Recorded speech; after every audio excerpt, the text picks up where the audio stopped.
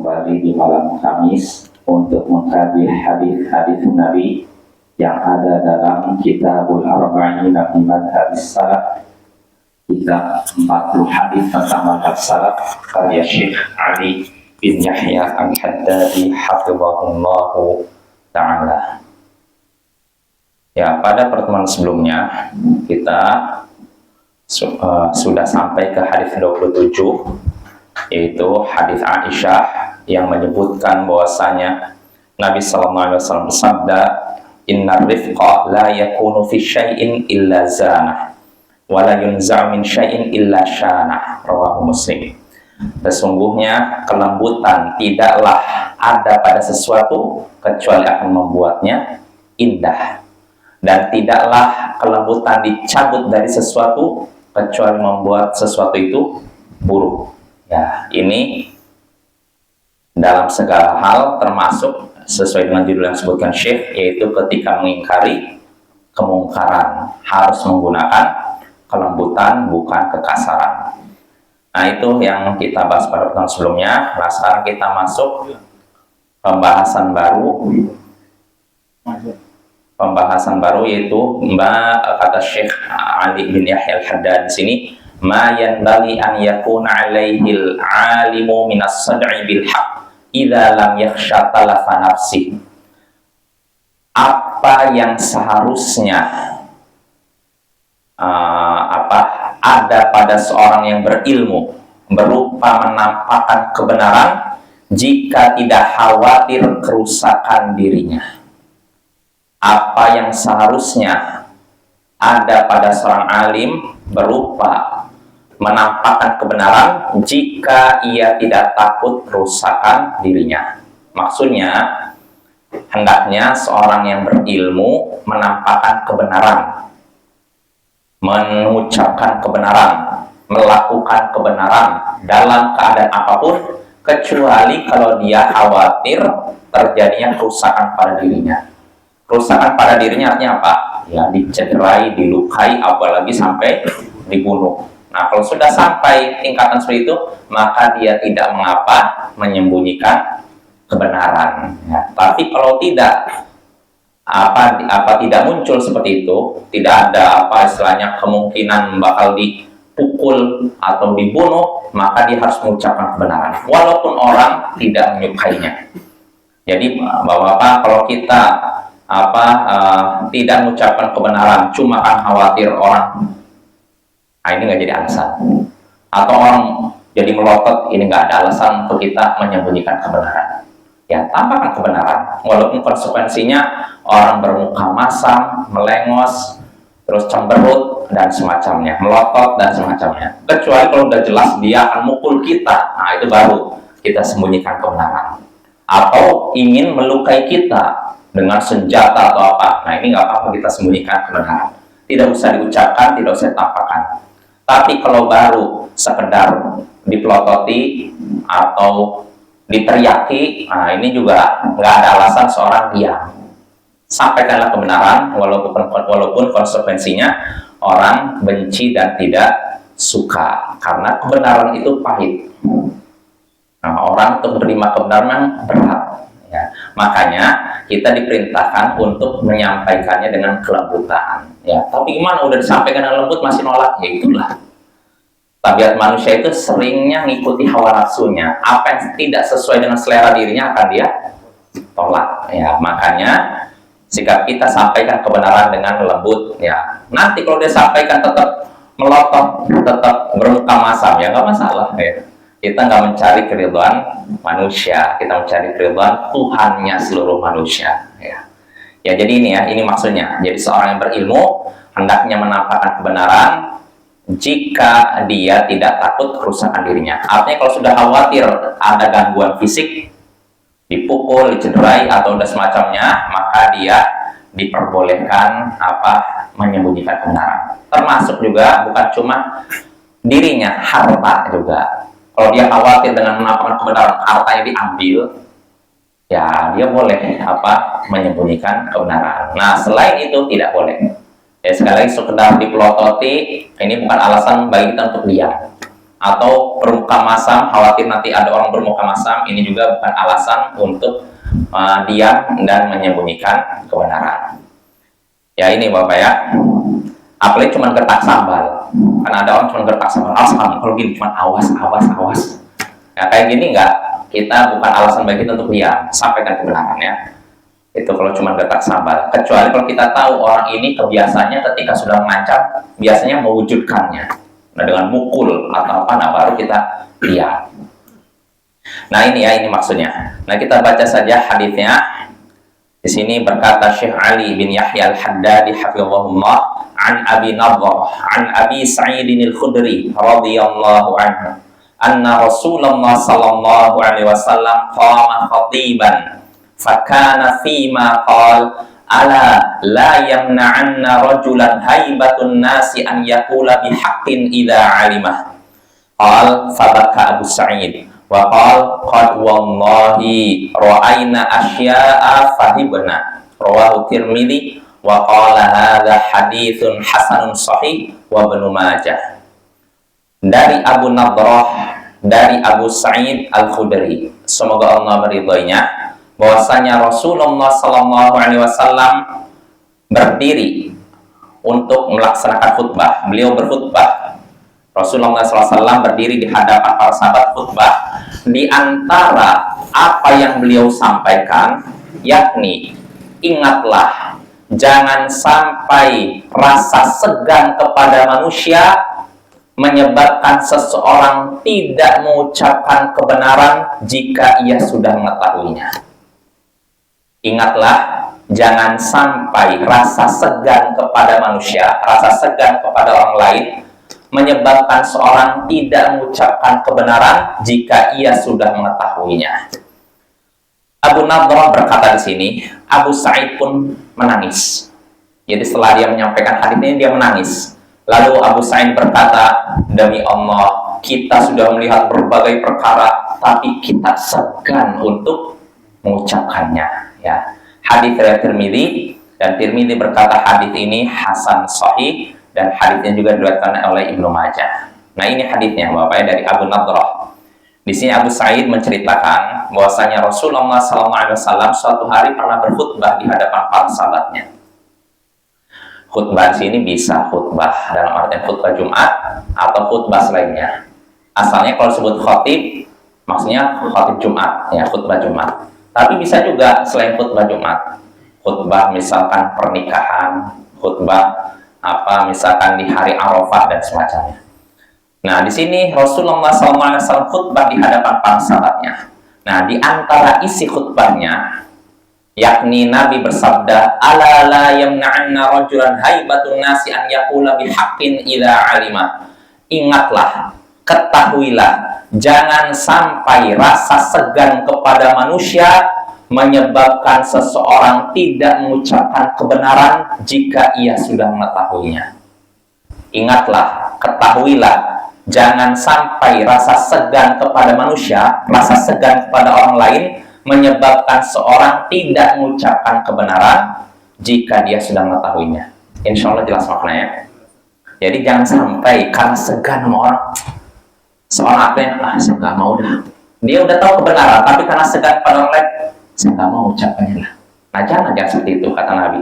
Jangan sampai rasa segan, rasa takut, rasa malu kepada orang lain menyebabkan seorang tidak mengucapkan kebenaran, padahal dia tahu bahwa itu kebenaran. Nah ini maksudnya ya, jelas Bapak ya. Nah Abu Sa'id setelah menyampaikan hadis Nabi ini, kata Abu Nadrah, dia nangis. Kenapa? Kata Abu Sa'id setelah dia menyampaikan hadis ini, setelah nangis dia berkata, demi Allah, kita melihat berbagai perkara tapi kita segan untuk mengucapkan kebenaran. Artinya di sini Abu Sa'id menyatakan dia menyaksikan berbagai kemungkaran, tapi dia segan untuk menegur gitu loh, menyampaikan kebenaran. Nah ini, nah lihatlah Bapak, ini yang mengucapkan siapa? Sahabat Nabi. Nah sahabat Nabi saja ada rasa seperti gitu ya. Apalagi kita ya, tapi ini pun bukan alasan bagi kita untuk diam. Ya, tetap sampaikan kebenaran. Makanya dalam riwayat lain disebutkan, setelah Abu Sa'id mendengar hadis ini, dia langsung pergi ke Syam, ke tempatnya Muawiyah, lalu ngasih nasihat. Ya, karena Muawiyah posisinya sebagai apa gitu? Khalifah. Khalifah punya kedudukan yang mulia, tinggi. Nah, bisa jadi seorang, wah, saya segan mau menyampaikan ke Pak Presiden nih, mana nih, kepada Khalifah, saya rakyat biasa, saya segan deh, nggak usah. Nah, Abu Sa'id nggak seperti itu. Memang dia sempat merasa segan, tapi setelah itu dia pun datangi Muawiyah, langsung ngasih nasihat. Karena dia melihat ketika itu mungkin Muawiyah melakukan kesalahan. Dan ini juga orang yang jantan, Bapak ya. Jadi ketika menyaksikan penguasa, pemimpin salah, dia tidak teriak-teriak di belakang, di medsos, nggak langsung datangi ngasih nasihat. Nah, makanya disebutkan dalam hadis, Sayyidus Syuhada, pemimpin para syuhada ada dua, Hamzah, sama orang yang mendatangi pemimpin yang zalim, lalu memerintahkannya untuk melakukan perbuatan ma'ruf, melarangnya dari kemungkaran, lalu dibunuh. Nah, ini pemimpinnya para syuhada. Artinya orang pemberani ya, datang langsung, dia tidak main di medsos atau ngomong di belakang ya, tapi dia datangi penguasa ngasih nasihat, ini benar, ini salah, laksanakan ini, jauhi ini. Nah, ini terjadi pada Abu Sa'id, dia mendatangi Muawiyah, dia kasih nasihat. Nah, dia mengamalkan hadis Nabi ini ya, Masya Allah. Inilah para sahabat Nabi ya, beda dengan kita. Nah, hadis ini riwayat Tirmidzi, dan Tirmidzi berkata hadis ini hasan sahih. Sudah hasan sahih pula, artinya hadisnya bisa diterima. Dan hadis ini juga diriwayatkan oleh Imam Ibnu Majah. Nah, inilah hadis yang ke-28. Nah, dari hadis ini kita bisa mengambil beberapa pelajaran. Di antaranya pertama, khutbah hendaknya berisi nasihat. Yang namanya khutbah bukan sekedar ngomong saja, tapi isinya nasihat. Ya, contohnya dalam hadis ini Nabi memberikan nasihat kepada muslim, siapapun muslim, jangan sampai rasa segan kepada orang lain, rasa malu kepada orang lain, rasa takut kepada orang lain menyebabkan dia tidak mengucapkan kebenaran padahal dia sudah tahu ya. Nah, itu faedah pertama. Lalu faedah kedua yang bisa kita petik dari hadis ini, tidak boleh seseorang menyembunyikan kebenaran ketika sudah mengetahuinya. Tidak boleh seorang menyembunyikan kebenaran setelah mengetahuinya karena segan atau takut kepada orang lain. Ya, jadi nggak boleh Bapak kita menyembunyikan kebenaran. Nanti saya, kalau saya ngomong gini, nanti orang melokot ke saya. Kalau saya ngomong gini, nanti orang bermuka masam di depan saya. Nah, nggak boleh, sampaikan kebenaran. Walaupun terasa pahit, sampaikan ya. Kita, kecuali sekali lagi jika dikhawatirkan apa? Gangguan fisik, dipukul badan kita, dilukai atau diambil harta kita. Nah, itu kalau kondisi gitu tidak menyembunyikan kebenaran ya, atau tidak menyampaikan kebenaran. Nah, ini jadi harus orang tidak boleh menyembunyikan kebenaran karena takut, segan, malu kepada orang lain. Nah, ini artinya tercela kalau ada orang yang menyembunyikan kebenaran karena takut atau malu atau segan pada orang lain, artinya tercela. Apalagi lebih tercela lagi, kata Syekh Albani, kalau sampai sudah menyembunyikan kebenaran lalu memfitnah orang lain. Oh, ini lebih parah lagi. Dia karena malu, pertama dia udah tahu kebenarannya, tapi karena malu dengan orang, dia nggak menyembunyikan, nggak mau menyampaikan, dia sembunyikan. Bahkan lebih itu, supaya mendapatkan simpati dari orang lain, dia jatuhkan kehormatan orang yang benar. Wah, ini lebih parah lagi dosanya, berlipat-lipat. Pertama, dosa menyembunyikan kebenaran. Kedua, menjatuhkan kehormatan orang lain. Nah, ini ada Bapak ya. Syekh Albani ketika mensyarah hadis ini beliau menyebutkan demikian.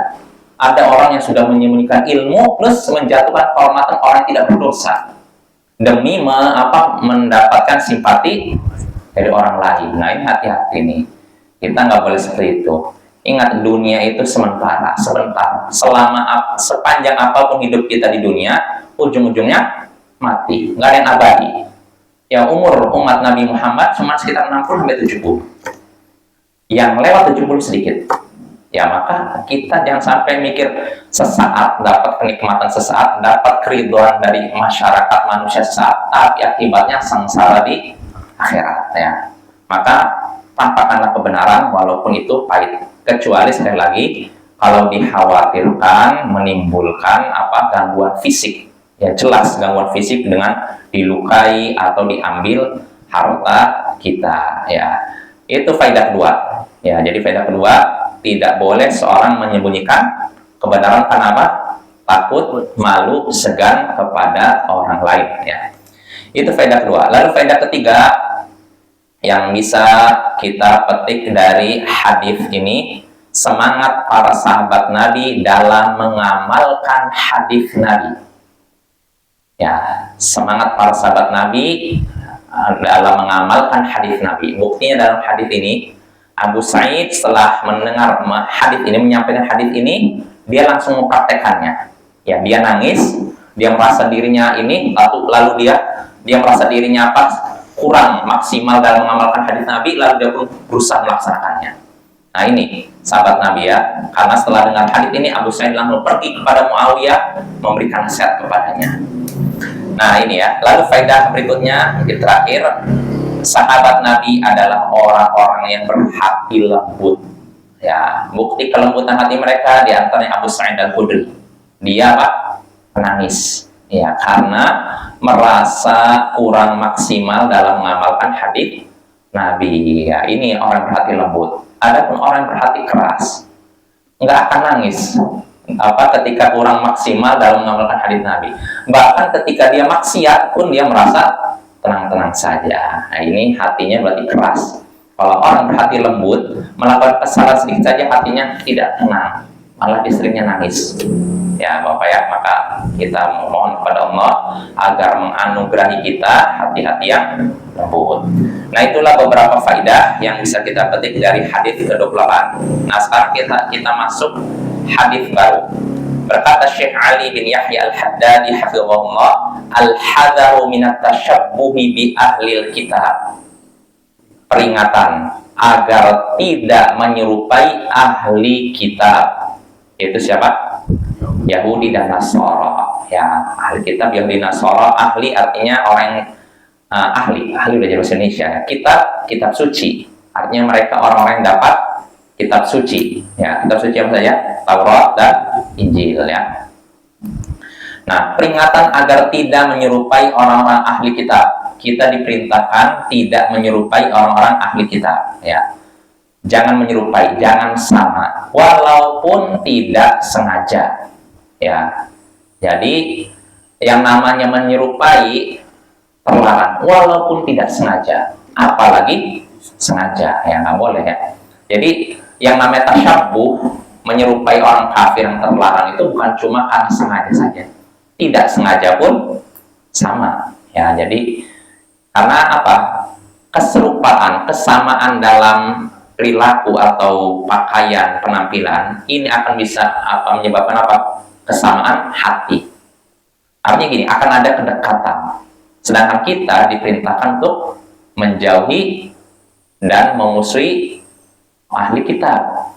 Ya, artinya kita menganggap mereka musuh Allah.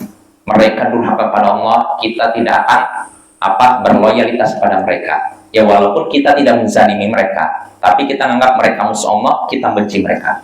Ya, ini seharusnya, ya, sikap seorang muslim. Nah, tapi kalau misalnya kita sendiri serupa dengan mereka, kira-kira ada rasa seperti itu? Enggak lah. Ya, Syekhul Islam Ibnu Taimiyah pernah menyebutkan yang namanya tasyabbuh itu biasanya mengundang hati untuk dekat. Beliau memberikan contoh, misalnya kita pergi ke suatu tempat, ke tempat yang jauh dari kampung kita memakai pakaian tertentu lah. Nah, dalam perjalanan itu tiba-tiba kita lihat ada orang lain yang memakai pakaian yang sama dengan pakaian kita. Kira-kira akan bagaimana?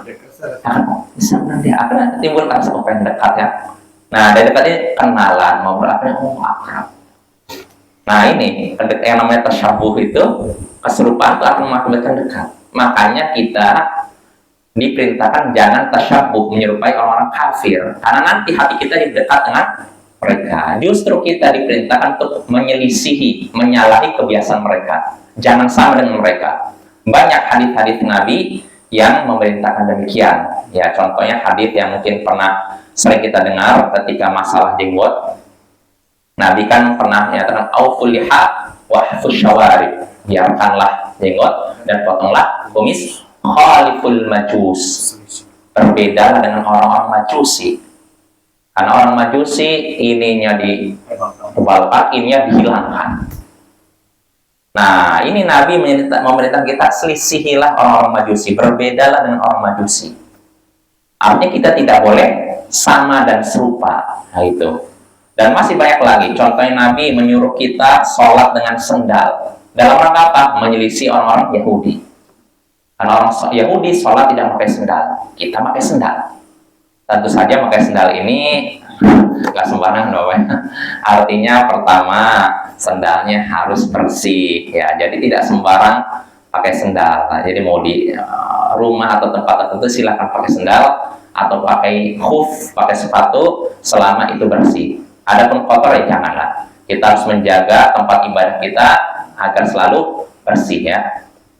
Kenapa perlu saya sampaikan hadis ini, membahas masalah ini? Karena dulu ada teman saking semangatnya mendengar hadis Nabi sholat pakai sendal, dia masuk masjid pakai sendal, masjid orang awam. Apa yang terjadi? Dilempari sendal akhirnya. Ini semangat tanpa ilmu, tanpa hikmah, begitu Bapak ya. Jadi kita harus lihat kondisinya. Kalau kondisi di masyarakat di masjid-masjid orang awam, mereka mana ngerti? Jadi sendal yang keramik itu tuh bisa? Ya bisa aja. Kan ada di surau. Ini masalah, nggak masalah.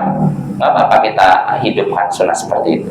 Selama sendalnya bersih, tidak ada najis, tidak kotor, nggak masalah. Sendal di dalam. Ya, artinya gini Bapak, kita di satu sisi disunahkan, dianjurkan mengikuti sunnah Nabi dan terus sholat pakai sendal. Nggak wajib ya. Jadi jangan ada pikiran wajib, nggak, ini sunnah aja. Tapi di sisi lain kita juga diperintahkan menjaga kebersihan masjid. Maka bagaimana caranya kita mendapatkan sunnah tapi tidak terjatuh pada yang haram? Ya, pakai sendal tapi sendalnya bersih. Dengan memakai sendal kita mendapat pahala sunnah, menjaga masjid pun dapat pahala sunnah, dapat 2 pahala. Ya, insya Allah jelas ya. Ya ini boleh saja saya praktekkan supaya tahu bahwa itu perkara yang diizinkan bahkan dianjurkan. Ya, karena kalau tidak dipraktekkan sama sekali nanti ada anggapan haram. Iya, hilang, akan hilang. Nabi bahkan para ulama seandainya tidak ada satu hadis yang menyebutkan Nabi pernah sholat nggak pakai sendal, niscaya hukum sholat pakai sendal wajib. Karena Nabi perintahkan, hukum asal perintah Nabi apa? Wajib. Jadi bisa jadi hukum asalnya wajib, cuma karena ada hadis yang menyebutkan Nabi pernah sholat nggak pakai sendal, itu menunjukkan berarti sholat pakai sendal hukumnya tidak wajib. Seandainya tidak ada hadis ini, kita bisa simpulkan sholat pakai sendal wajib. Maka Bapak, sholat pakai sendal tidak wajib, sunnah. Tapi selain perlu kita ketahui, selain itu sunnah, kita juga harus pertimbangkan harus menjaga kebersihan masjid. Jadi gabungkanlah 2 kebaikan, mempraktekkan sholat pakai sendal sesuai dengan sunnah Nabi dan juga jaga kebersihan masjid. Yaitu insya Allah bisa ya. Tinggal kita kasih penjelasan, kalau perlu kasih ini tulisan tentang itu disyariatkannya sholat pakai sendal, sholat sendal pakai sendal yang tentu saja bersihnya.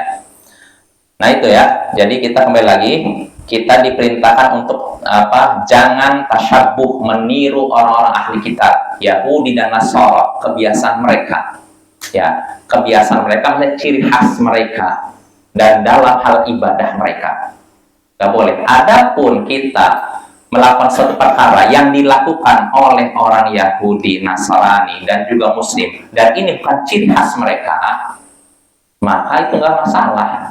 Contohnya apa? Misalkan orang Yahudi, misalkan bukan minum, contohnya apa yang paling jelas? Ya contohnya gini lah, ini yang dipermasalahkan. Sebagian orang bilang, ini yang pakai jenggot panjang ini, ini menyerupai orang Yahudi. Nah, ini keliru. Karena pertama, ini perintah dari Nabi, memelihara jenggot. Terus kedua, sebenarnya ini bukan perintah Nabi Muhammad saja, ini sunnahnya para Rasul.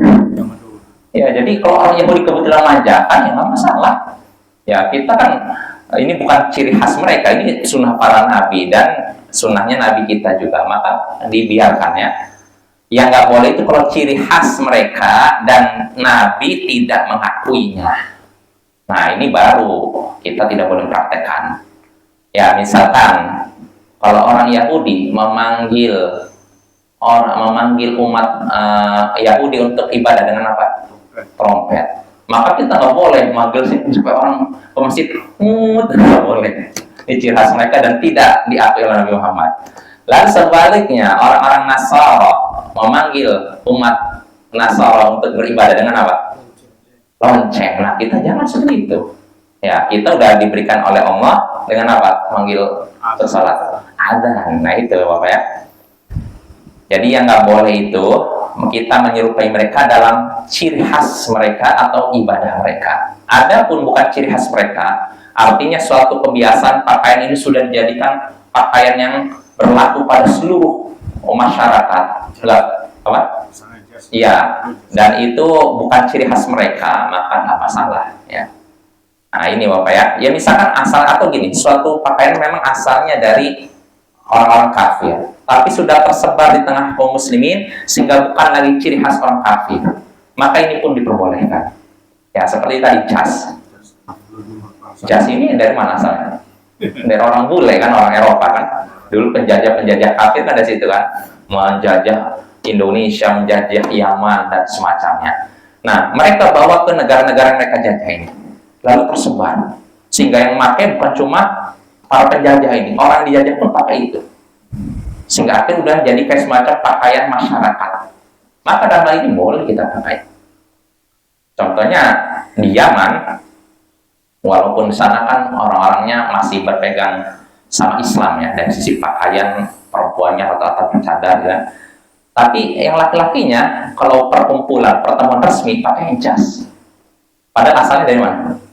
Boleh kan? Tapi itu jadi ciri khas mereka. Mereka kalau ada pertemuan suku apa, mereka selain pakai jubah, pakai jas. Terus pakai imamah yang ke belakang itu. Nah, itu ciri khas mereka, pakai jas. Maka nggak masalah. Atau seperti dasi juga. Ya kalau memang ini udah tersebar di tengah masyarakat, lalu udah bukan lagi ciri khas orang kafir, maka nggak masalah memakai dasi, Bapak ya.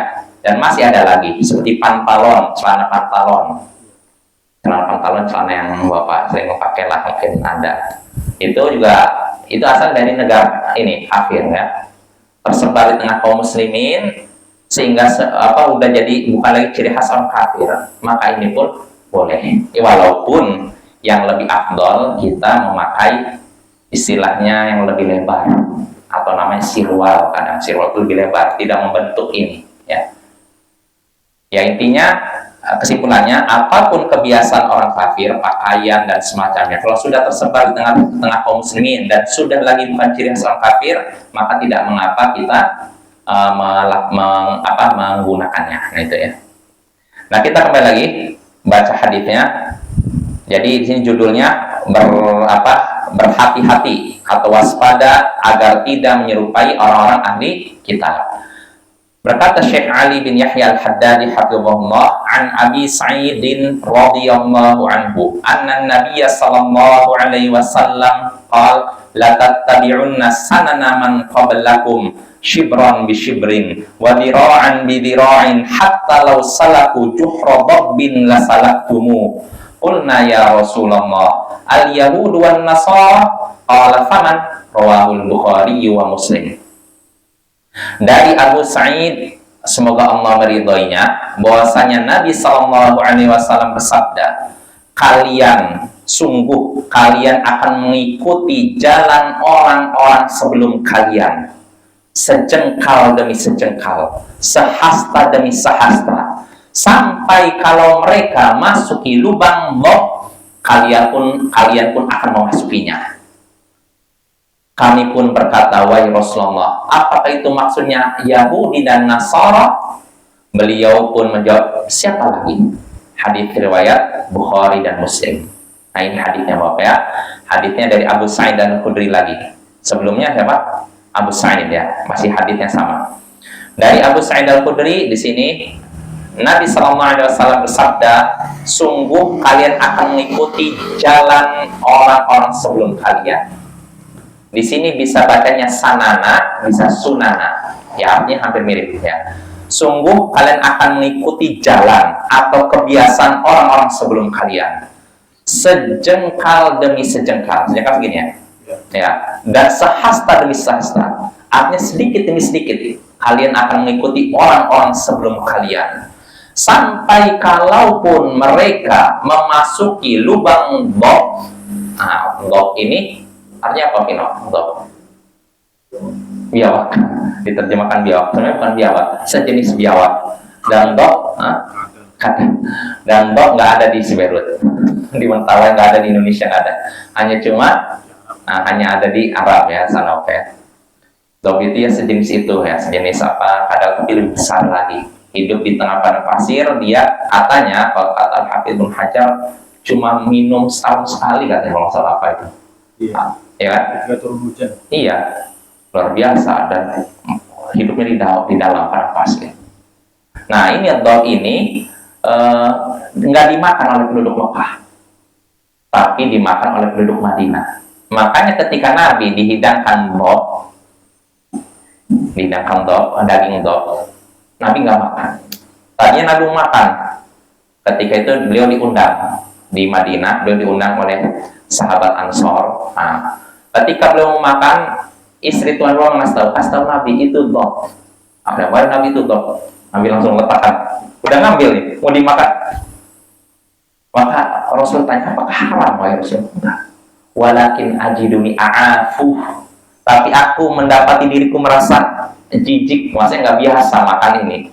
Karena di Mekah yang ini nggak dimakan, tapi di Madinah dimakan. Ya, apa ya? Jadi ini menunjukkan juga boleh seorang tidak memakan yang halal kalau memang hatinya tidak merasa tentram. Bukan karena meyakini itu halal, enggak. Tapi saya nggak biasa lah. Jelas apa ya? Ya contohnya ada makanan tertentu misalkan di sini. Kebanyakan orang tuh. Berarti makan. Ceker ayam mungkin. Berarti sapi yang banyak tuh. Itu diantaranya tuh. Iya betul. Anaknya sapi ketika yang beli loh kok ada anaknya. Jadinya itu. Ya kan janinnya itu kan sebenarnya Banyak orang. ya kan? Ya kalau memang dia nggak mau makan bukan karena mengharamkan, karena ngerasa jijik, ya silakan aja. Yang nggak boleh kalau dia meyakini ini haram. Wah ini hati-hati. Mengharamkan apa yang Allah halalkan bukan perkara kecil, perkara besar, dosa besar ya. Jadi jangan sampai seorang saya nggak mau makan karena ini haram. Apa yang mengharamkan? Mana dalilnya itu haram? Itu boleh ya Bapak ya.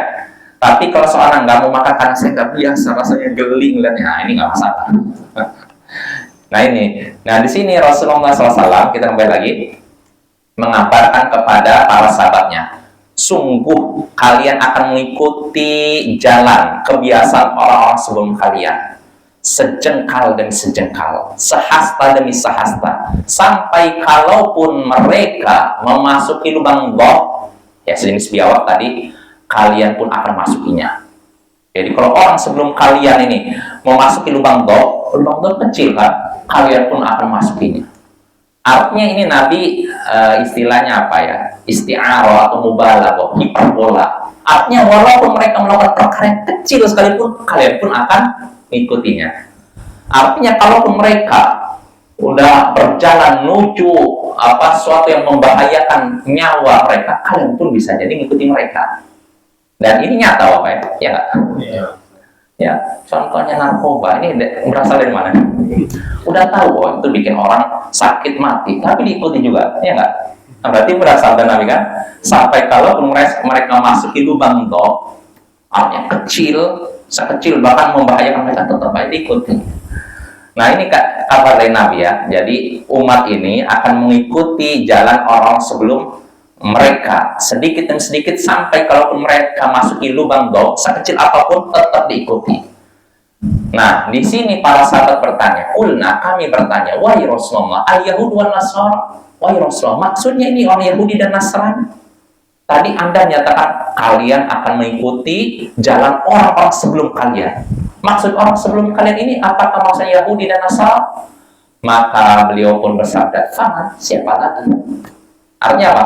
Iya, Yahudi dan Nasara siapa lagi? Karena sebelum kita yaitu umat Yahudi dan Nasara. Jelas apa ya?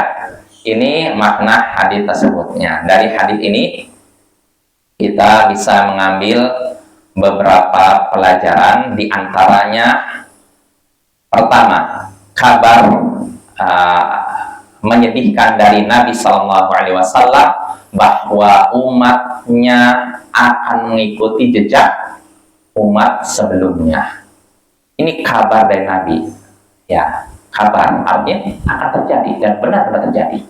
Dan ini juga menunjukkan mukjizat Nabi Muhammad SAW, karena beliau mengabarkan sesuatu yang belum terjadi di masa beliau dan ternyata terjadi sepeninggal beliau. Ya, ini Bapak ya, ini salah satu mukjizat Nabi. Ini faedah pertama mungkin ya, mukjizat Nabi Muhammad SAW. Kedua, larangan mengikuti atau larangan menyerupai orang-orang ahli kitab sebelum kita. Loh, di sini kan nggak ada larangan, cuma menyatakan kalian akan mengikuti orang-orang sebelum kalian. Gimana nih Firman? Nabi mengabarkan, kan nggak melarang kan? Gimana? Ya, ini kabar tapi isinya apa? Larangan. Ya, artinya Bapak-bapak, bukan hadis ini bukan berarti istilahnya pembolehan dari Nabi untuk mengikuti orang-orang ahli kitab. Nah, kata Nabi kan kalian akan mengikuti orang-orang sebelum kalian. Berarti kita boleh dong. Enggak. Sama seperti ini, Nabi telah mengabarkan tentang perpecahan umat. Iya nggak? Setelah Nabi meninggal, umat akan terpecah jadi berapa? 73. Nah, pertanyaannya, apakah kita boleh berpecah belah berarti? Enggak. Ya memang benar. Nah, umat Nabi Muhammad akan berpecah belah. Tapi bukan berarti kita boleh berpecah belah. Kita berusaha untuk menjauhi perpecahan semaksimal mungkin. Nah, begitu pula dalam hadis ini. Nabi sudah mengabarkan bahwa umatnya akan mengikuti orang-orang ahli kitab. Tapi maksudnya supaya kita juga berhati-hati, jangan niru mereka. Lah, Sobat ya. Lalu faedah berikutnya yang bisa kita petik dari hadis ini, di antara metode pengajaran Nabi yaitu dengan memberikan perumpamaan. Ya, jadi Nabi di sini menggambarkan bahwa umatnya akan mengikuti jejak ahli kitab, orang-orang sebelum mereka, sampai pun mereka masuk ke dalam lubang. Ini perumpamaan, artinya menunjukkan sekecil apapun yang mereka lakukan nanti akan diikuti oleh umat ini. Dan ini benar-benar nyata kan? Kita saksikan di zaman sekarang ya. Jelas Bapak ya? Nah, dengan ini selesai kita dari hadis ke-29. Berarti pada pertemuan berikutnya kita masuk hadis yang baru, hadis ke-30. Judul hadisnya, ini penting ini. 28 kata Syekh di sini, at-tahdhiru minal asabiyyati lil ara'i war rijali wal madahib wa annaha min khisalil jahiliyah. Peringatan dari fanatik kepada pendapat orang tertentu, mazhab tertentu, dan bahwasanya itu termasuk sifat jahiliyah. Judulnya sekali lagi, peringatan agar tidak fanatik kepada pendapat orang mazhab tertentu, dan bahwasanya fanatik yang demikian itu termasuk sifat jahiliyah. Jelas? Fanatik kepada pendapat tertentu, tentunya pendapat yang bertentangan dengan Al-Quran dan Sunnah. Kita fanatik buta, ini sifat jahiliyah. Begitu juga fanatik kepada orang tertentu. Ya, tentu selain Nabi. Orang tertentu contohnya yang sahabat Nabi, nggak boleh juga. Saya fanatik kepada Abu Bakar, saya terima soal pendapatnya, walaupun bertentangan sahabat lain, nggak boleh kayak gitu. Nah, sahabat kepada satu orang sahabat Nabi saja kita tidak boleh fanatik, apalagi kepada selain dan di bawah sahabat Nabi. Ya siapa? Ya para ulama. Saya fanatik kepada Imam Ahmad bin Hanbal, nggak boleh. Saya fanatik kepada Imam Syafi'i, nggak boleh. Saya fanatik kepada ulama di bawahnya, apalagi ulama belakangan. Nah, itu fanatik kepada orang dan fanatik kepada mazhab. Mazhab sebenarnya mirip dengan pendapat ya. Mazhab tertentu, mazhab fikih, mazhab apa yang semacamnya. Nah, itu semua kata Syekh termasuk sifat jahiliyah. Fanatik itu Bapak kepada semua tadi sifat jahiliyah. Kita hanya boleh fanatik kepada Nabi. Ya. Adapun kepada selain Nabi nggak boleh. Kalau kita fanatik seperti demikian, berarti masih ada pada diri kita sifat jahiliyah walaupun berbaju Islam. Ya, karena orang ini saya seakan sedang membawa ajaran Islam, padahal itu sifat jahiliyah. Ya, insya Allah ini pembahasan ini akan kita bahas lebih lanjut pada pertemuan berikutnya. Wassallallahu ala nabiyyina Muhammadin wa ala alihi wa sahbihi ajma'in wa akhiru da'wana alhamdulillahi rabbil alamin. Assalamualaikum warahmatullahi wabarakatuh.